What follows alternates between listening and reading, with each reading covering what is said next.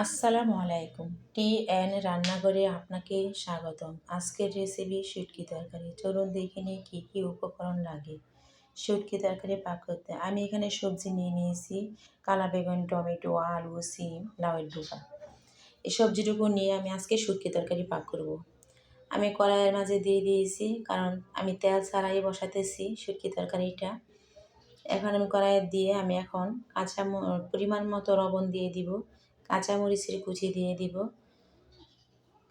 তারপর আমি হলুদের গুঁড়া দিয়ে দিব পরিমাণ মতো। তারপর আমি অল্প করে মরিচের ফাঁকি দিয়ে দেব, যেহেতু আমি কাঁচামরিচ দিয়েছি তাই মরিচের ফাঁকিটা কম দিয়ে দিব। এখন পরিমাণ মতো পানি দিয়ে নেড়ে চেড়ে ডেকে দেব।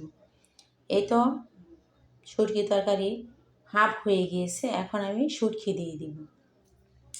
আমি দুটো শুটকি দিয়ে দিয়েছি। আমি রসুনের গল্লা করে দিয়ে দিয়েছি। এখন আমি নেড়ে শুটকিটুকু ঢেকে রেখে দিব। নরম হওয়ার পরে আমি তরকারিটা নেড়ে ছেড়ে নিব।